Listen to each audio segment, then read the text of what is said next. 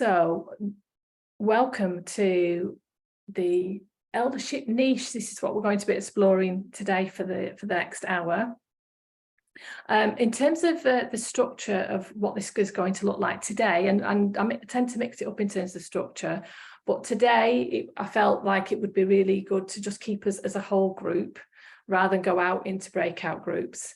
So I'm going to kind of facilitate a session. So you will be invited to participate in that session. You don't have to. There is absolutely no pressure. If you just want to sit there and be an observer and be a witness or whatever you want to be, then that's fine.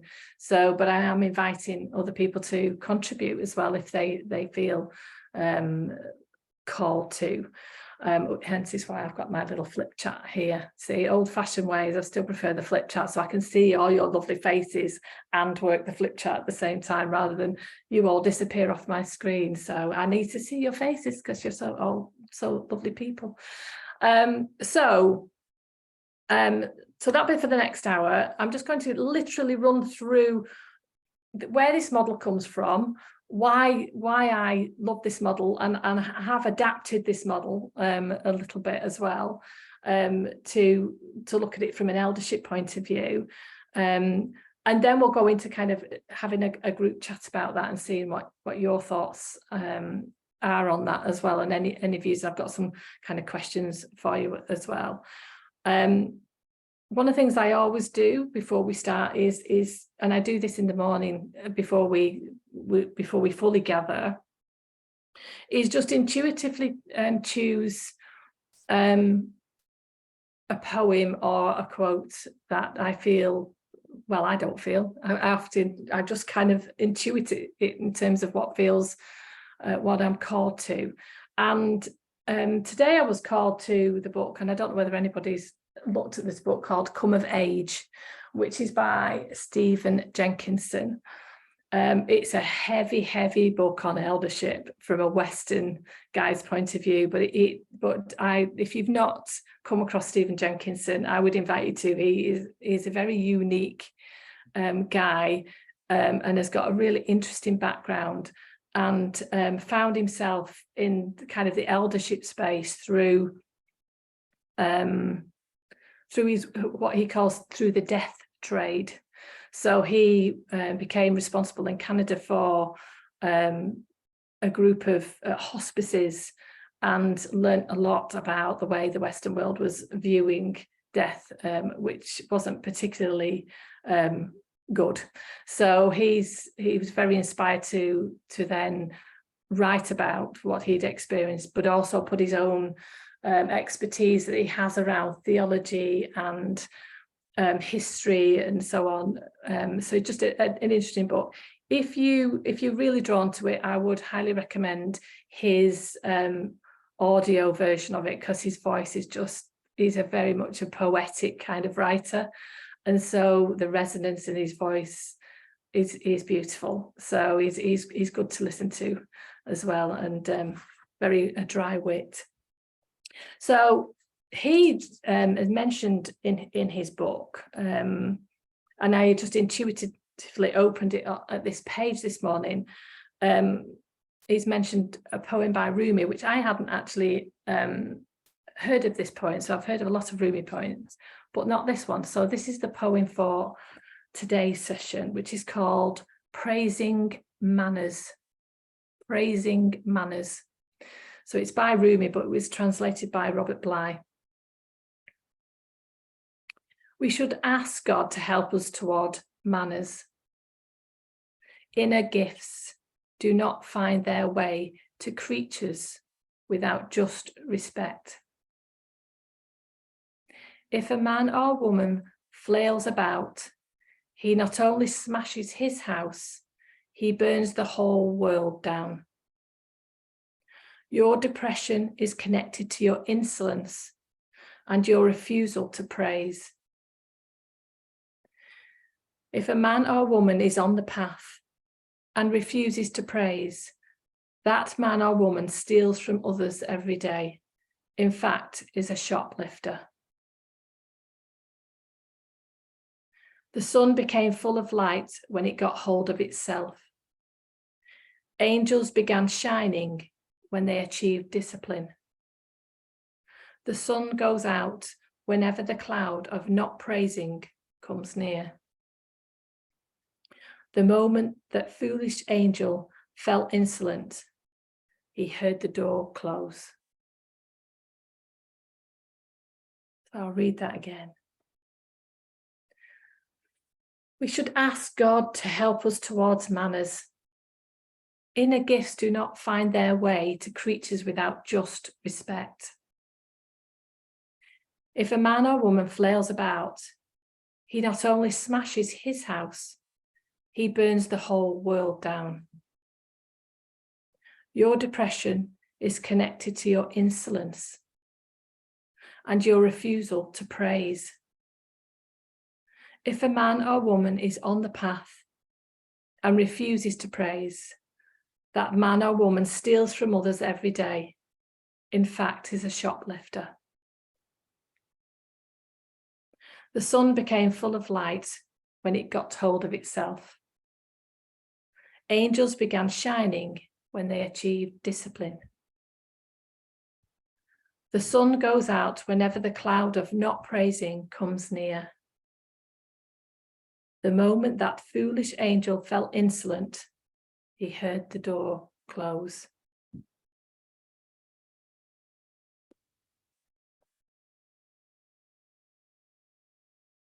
And I thought that was beautifully relevant to the eldership niche in the term of the gifts part of it particularly. And how we don't understand the concept of our gifts and where they come from. So I thought that was a really lovely connection to it. So just to support us into kind of building the container for those people as well who've not been here before, one of the important things is building the container for our community in terms of our conversations. And what that means really is that please bring your belonging here. Only speak when you feel like you feel called to speak. Be respectful of other people and the fact that they may, and one would hope, will have a different view and a different perspective. For me, that is a fundamental of eldership. And from a confidentiality point of view, be consciously aware that obviously this is recorded. So if there's things that you want to keep bounded, then please be aware that obviously it's going to be recorded. And if there's anybody's got any particular things that that may be troubling them afterwards, then please feel free to contact me directly, and I'm available for you if there's anything that gets triggered that might need some processing afterwards. So the intention is not to go too deep, certainly not in an hour, but I do realize that when we're talking about some of these things get triggered. So I just want to name that and just offer that opportunity if anybody feels called afterwards to make that connection, then please do. And I will stay online for a little bit longer as well if anybody wants, if we want that contact afterwards. So to our niche. So this is my model that I am using, and some of you may have already heard of Tad Hargrave, and he is an amazing guy from Canada who's got an organization called Marketing for Hippies. And his marketing is very much, for me, marketing for a new age, because it's not about trying to persuade somebody or coerce somebody into anything. It's much more about being more conscious about how we approach our work, and about trying to discover where the fit is with what we're offering as our gifts in the world and who might be looking for those gifts. So one of his quotes that I wanted to just bring to your attention, and I will send this out afterwards so you've got them, and I'll send the poem as well, is he says, stop looking for your ideal people. Your ideal people are already looking for you. Marketing is not making it easy to find them. It's about making it easier for them to find you. So one of my challenges has been in eldership, and the work that I've done in the past has been marketing. And even when I say those words, they feel uncomfortable in my mouth. And years ago I actually studied marketing and felt a bit lost with it all and thought, this is just doesn't feel, it just wasn't sitting right with me. And that's why when I found Tad and Tad's work, it was just like a big breath, like, oh wow, okay, he's coming at it from a completely different angle. There's still elements, as you can imagine, because obviously we're still in that paradigm, and that kind of neo-capitalist paradigm of kind of believing that we need to persuade people into our views, into our ways of thinking, and not just kind of even selling products, but just by the nature of the social media as well, that it's all about gathering people and gathering as many people and so on. And actually, this is not what this is about. This is a complete rethink of getting messages out to people where we feel like we've got something that we want to contribute to the world, and how do we find the people who are looking for what we're contributing. So one of the things that I found was, even kind of, so this is obviously, we can relate this to people who've got small businesses or we're coaches or whatever, but I also want to put that into the context of leadership as well. We often don't think about, is this organization right for me? Is it a good fit? We often just think, oh, that's a job that I'm interested in. Oh, that's a good organization. Let's go and rock up there and see if we can apply for that job, without thinking about where's the connection here, and where's the, that exchange of contribution that goes, actually, this is I've got a lot to learn from this organization, and I've got a lot to bring to it, and the exchange is they've got something to bring to me and give to me too. And so it's a different way of thinking about the world, in terms of the way it's structured right now, which is why I wanted to kind of bring this into the eldership space for us to actually think about.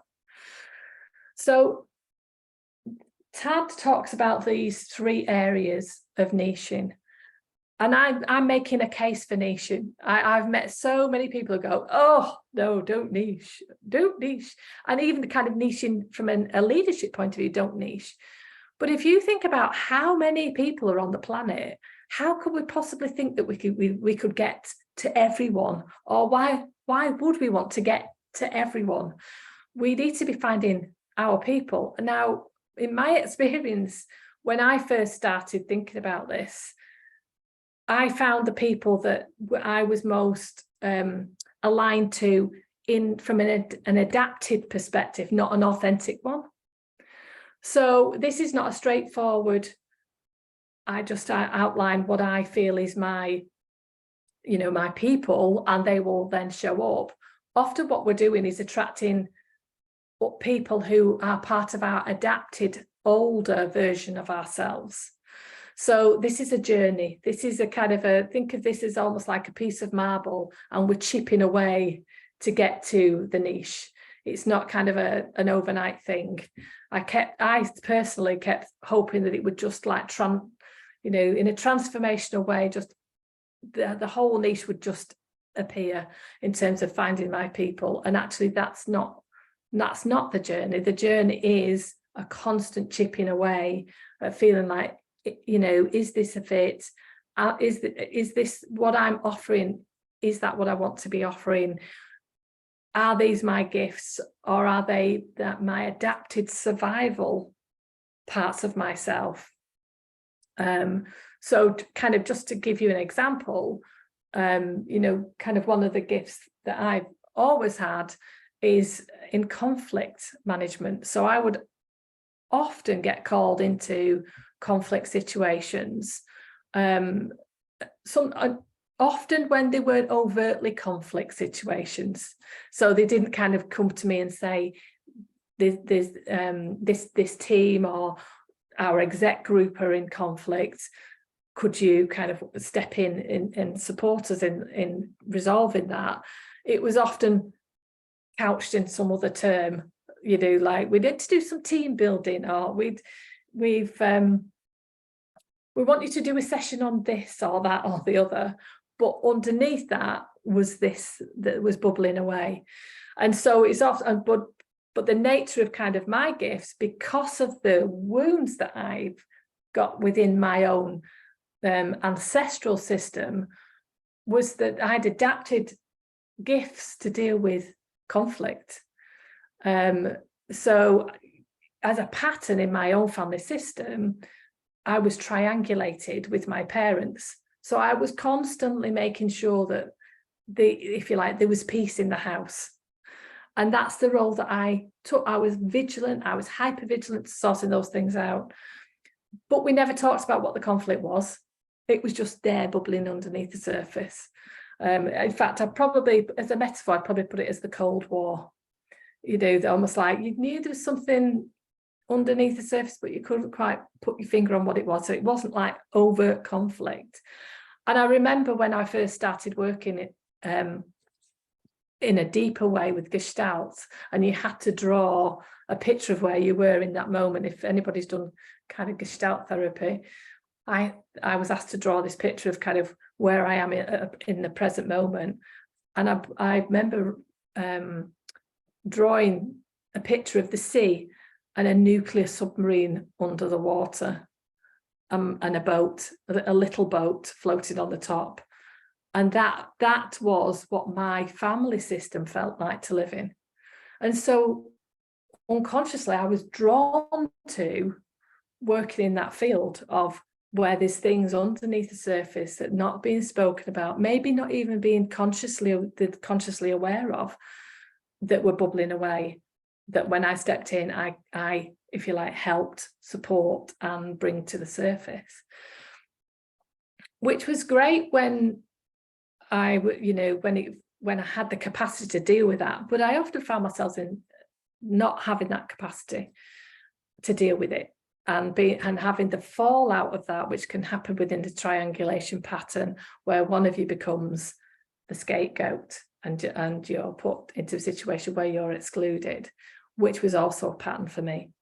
So this is why it's useful to look at not just the gifts that you've got through your survivor self, but maybe other gifts too.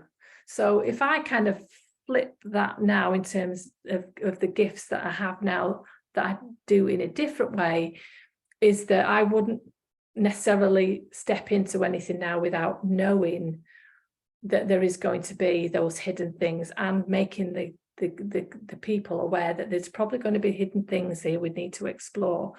So I've now, because if you like, I was always seen as a safe person.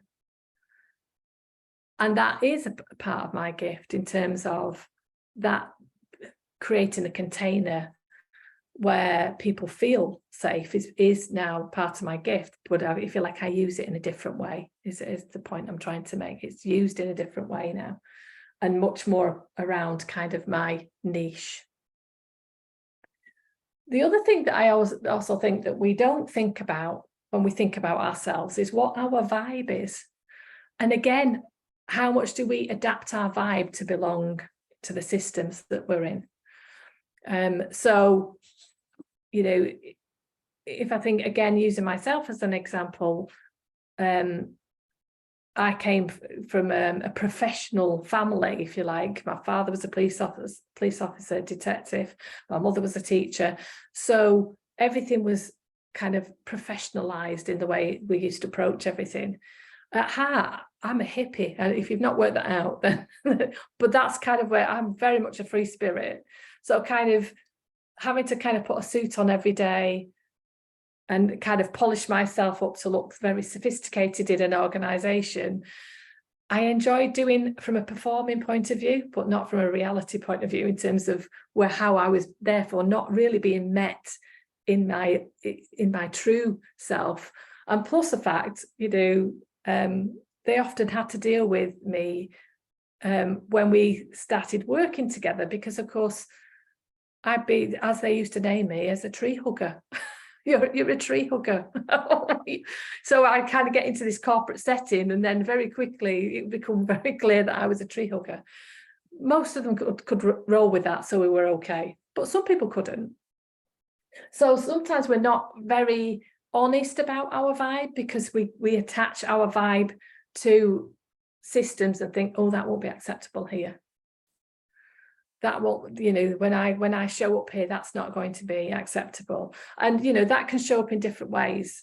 I certainly know kind of lots of people kind of westernize themselves and corporatize themselves in order to belong. Whereas what I'm suggesting here is, this is about being authentic and finding your real vibe. Then you're going to find your real work, your real niche, your real tribe. That's what we're talking about. You really being your authentic self. And I realized from my own experience that is not an easy journey to take. And of course, the wounds are not just the wounds that we hold in terms of our own experiences and our own insecurities and things that have happened to us, and maybe trauma that's happened to us, but it's also in the ancestral system as well. So the bit that's slightly different for me in this niche, in terms of what maybe Tad's talking about, is getting much deeper on those wounds in terms of understanding our ancestral wounds as well, because that creates patterns that we're working with as an elder in our work. And it's like really deeply knowing those patterns are going to be very important for our eldership work, because we're going to get stuck in them if we don't know them really, really well. And the whole point about working with patterns is always being open to the fact that we don't know all the patterns, or we don't always know how those patterns play out in reality as well. So it's not kind of, I could say now, oh yes, I've been working 25 years on my wounds, I know exactly what they are, but they still catch me out. They still catch me out. Those patterns still catch us out. Now, if I think that I've resolved them, then that part of me that stays conscious of what could the hidden patterns be here that I'm maybe not consciously aware of yet, then at least that part of my brain is open and my system is open to the possibility. And therefore I'm more likely to ask the questions, set the boundaries right before I step in and do any work, whether that's kind of, corporate work or coaching work, or even healing work as well. So where we're trying to get to is this fabulous sweet spot here. And this is, if you like, this for me is the chipping away of the marble of these. And this is the actual form of what the artwork will look like at the end. And for me, that's you having a much clearer form as an elder. If we think as a typical elder would be like Nelson Mandela, it's like we know exactly who he is, what he's about, what he stands for, what his values are, the way he sees the world. That's the sort of thing that we're trying to get to. A clear form, a defined tone in terms of connected to a vibe, and a clear sense of purpose in terms of the work that we're actually doing and the work we can do and who we would be working with as well. So I'd invite you at this point into the group discussion. And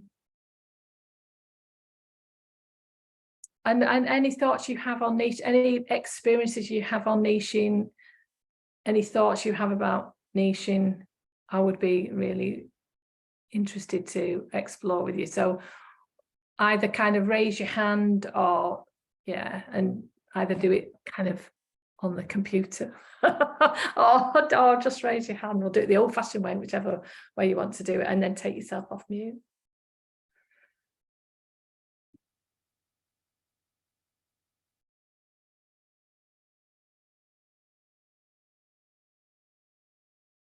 June. Hi everyone. Hello, Zena. I love this, and yeah, I read some of the stuff that you know, one of those things that you posted, and this came up about the vibe, because I was thinking, no, I should have come along, and then I saw the niche bits, and what got me was the vibe, because being your authentic self, I have been all the way through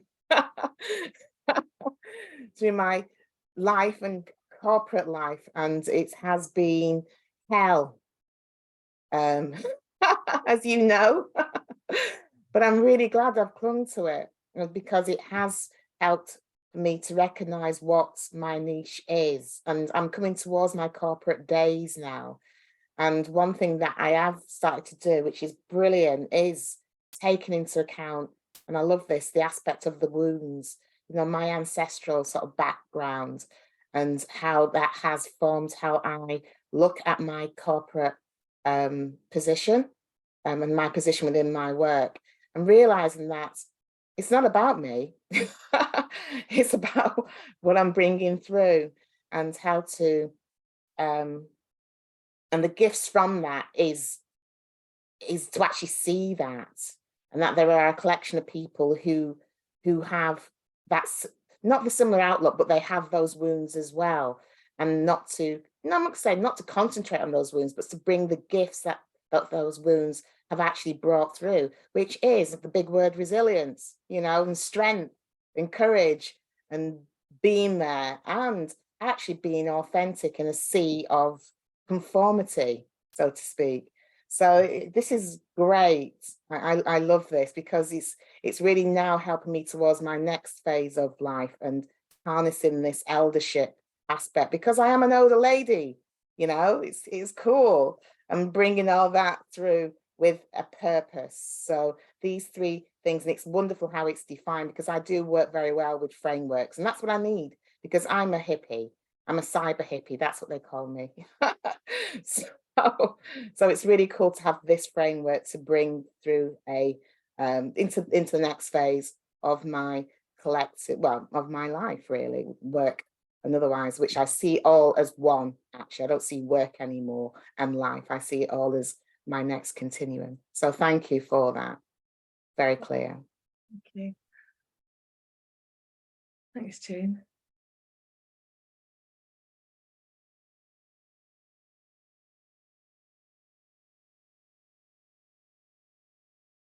Andy. Hi, I'm probably not formulating my thoughts. I'm just responding to keep the ball rolling with you, because so much of what you said, Zena, resonated, not just in the wounds and the family dynamic, but in your framing around this very simple 3-circle model, which I found incredibly useful. Echoing what June's just said about the vibe. I mean, I wrote down, clarify your vibe to find your tribe, just as a little thing to remind myself around. But this thing that I think I'm sitting with at the moment is this sense of wound, because you will know I've been on a long journey like you to really explore that and heal those wounds. And I suppose my worry has always been, am I drawn towards stuff which is actually the adaptation that I made in order to heal myself? So am I sort of, you know, my hand drawn towards the fire more and more? And your positioning just then about how you think, not just about that adapted self, which provides gifts, but how you might use what has evolved as a result of those wounds into using your gifts in a more positive way, which is how I've interpreted what you've said. So I apologize if I've got that wrong, but that's what I've taken. Yeah. Does that make sense? Yeah, absolutely. No, and you're absolutely right. I think the challenge is knowing which parts of ourselves are adapted and which parts of ourselves are authentic now. because I don't think it really matters in terms of being able to define that as much as kind of just being consciously aware that there's both, isn't there? You know, it's both basically. Yeah. Yeah.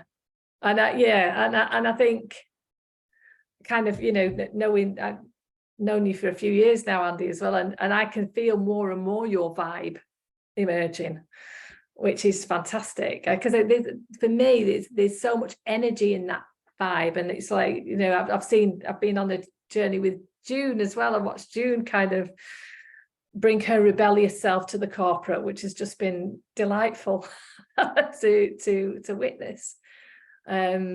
So yeah, I love that framing of the vibe that you've just brought.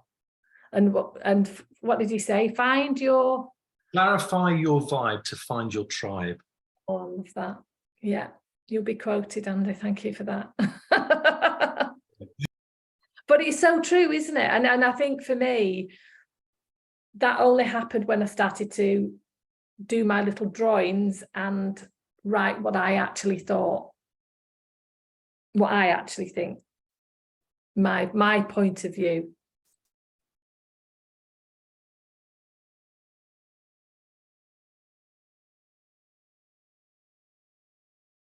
Narina. Thank you, Zena. Second time here. I'm loving this, even though I'm really sleepy. Didn't sleep very well last night, which is funny because my niche is I'm a sleep expert, right?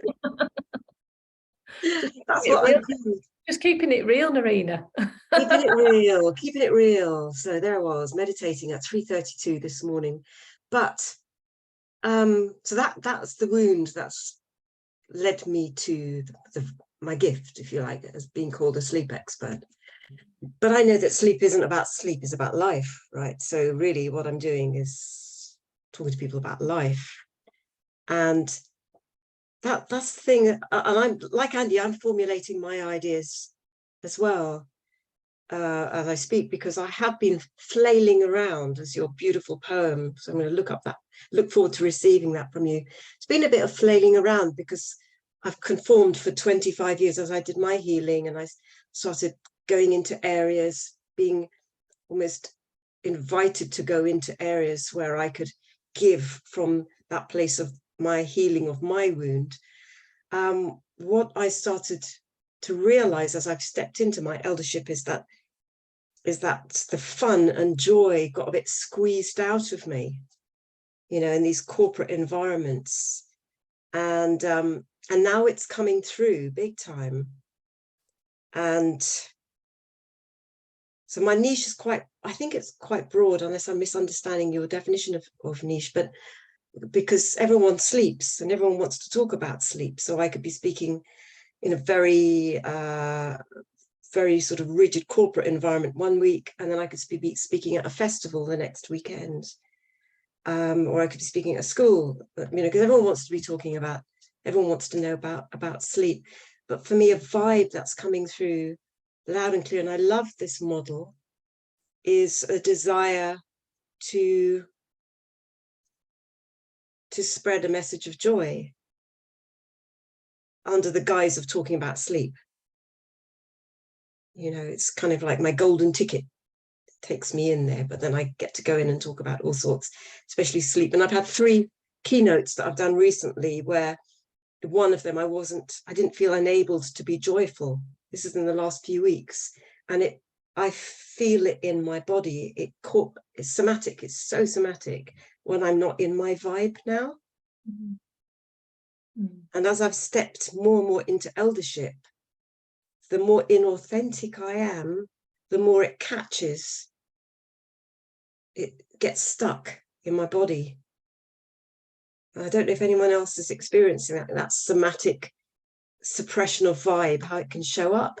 So yesterday I did my first session of Alexander technique, because it's so subtle, and even though it frustrated hell out of me, I want to be able to do it. It's not gross enough. I can feel this sort of a whisper of how it's going to teach me a bit more about my vibe and enable the gift to come through. So yeah, right now I'm decided, I've just realized I am going to have the other 5 sessions. Damn. Damn, I thought I could get away with just the one. I can do it. Let me Google it. Anyway, yes. I don't know if I've made any sense. I've just kind of rabbited on there, but I am not really a sleep expert. Thanks, Maria. I've done Alexander work for years. I absolutely love it. Oh, brilliant. I absolutely love it. So yeah, it is a practice. It's one of those things that it gets into your cells. Yes. So yes. You're right, you can't do it the first time, but so on. And I'm reminded of, have you come across the work of Sark, S-A-R-K? No. Sark. I've got some of her poems and writings on my wall in the house, and but she has a glorious way of talking about sleep and rest, and thank you. she's an artist from California, and she's an elder, very much an elder. So I would invite you to look at hers, and I'll see if I can find I will. I shall do that straight after this. Yeah. Thank you very much. Thank you for all of this. Yeah. But as well, I think if we are in our gifts, we are in our joy. Yeah. Our joy, and we are in, and if we are in our vibe, we're in our joy. So I think that's the balance, isn't it, of and noticing when you're in it and when you're not in it. I think is really, really important. So yeah, thank you for bringing that and kind of noticing. And I think it is challenging to, I think kind of as well, just to kind of clarify a little bit more about the niche. It's very much around, my sense is for you, it's going to be around your vibe, as in like that's the people. So although you might be doing corporate work, that's such a broad area, it's not a niche. So it's the niching is who love you in the corporate world. Who are the people that love you in the corporate world? Who'll bring Narina in, because she's going to bring energy, and and so we're not for everyone. We're not designed to be for everyone, but we are designed to be for those who we are a fit with, or an ideal fit with energetically. So kind of thinking about that would be really quite useful. Who are the people that really take your work and do something with it and come back to you and say, this is what I've done as a result of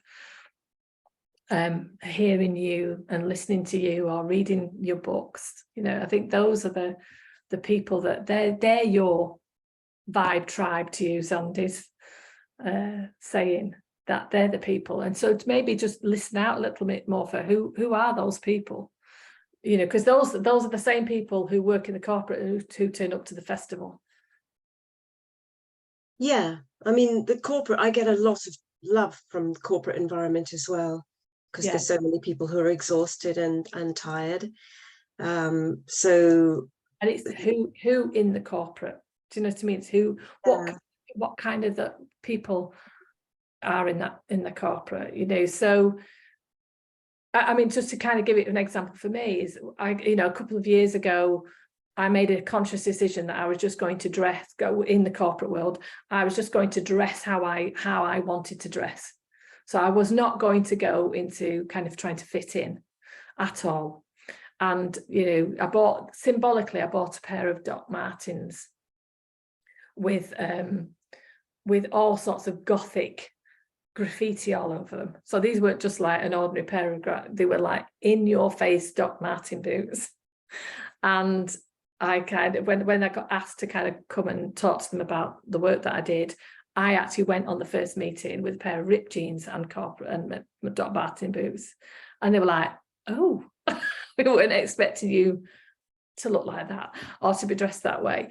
Now, some in the room took a step back, but there was some in the room that took a step forward and went, I'm quite liking this. Do you know? So, and they're my people. So they're in the corporate world, but they were different, you know, to me. As like some of them went, oh, no, and some of them said yes. Fortunately, more people said yes, so I actually got the gig.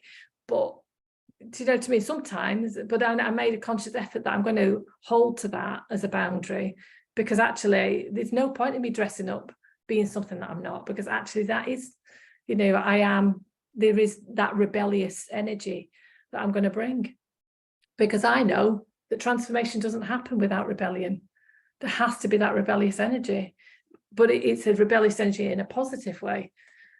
And so so those are the people who are kind of, I would connect with in the corporate world, or even in the everyday world as well. Georgina. Thank you. I just want to go back to a phrase that really stuck with me that June mentioned. And it is not about me, but it is about the gift that the ones are actually being brought through me. And I found that so enormously touching. So thank you for sharing that. And I really, really resonate with that. And then I want to kind of go back to working with what is my vibe, and to really become aware that if I work with pattern of what my vibe is, I look to be and to stay aware of how continuously those patterns manifest differently depending on the environment, on the system that I'm entering. And this go back to what Nerina was saying in reference to that she noticed that if she's not in a vibe, the body system, the somatically, she has a response. And I love the fact that you have begun Alexander Technique lessons. I'm an Alexander Technique teacher of 28 years. And that, for me, it forms the grounding of all of my work, of the way I operate when I enter into a system. And the primary awareness that I take is the fact that my sensory experience might still be at fault, depending on, again, on how I woke up that morning, how I've slept that night, talking about sleeping, how biologically my organism is changing to my environment, and so on and so on. The list is great.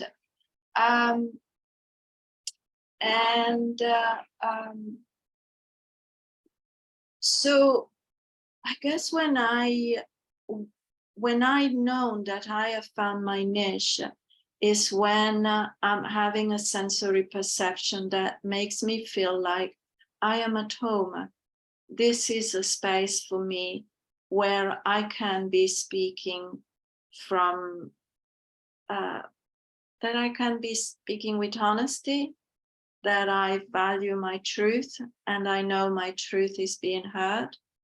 And so that I trust the field to create this sense of awareness, healing, manifestation of a work that I'm there to facilitate. So, yeah, thank you. Thank you, Georgina. I am so excited that you're an Alexander teacher, Georgina. I didn't know that. So thank you for sharing that. Yeah, absolutely fantastic. Thank you. Yeah, and I think the other thing that resonated with what you just said as well is that vibe. I suppose I'm kind of curious now as to how much that, because it seems to be, that's where we seem to be focusing today, doesn't it, on this vibe that seems to be resonating really strongly. And I wonder how much kind of our ancestral systems a part of that vibe too. The bit that kind of fits with me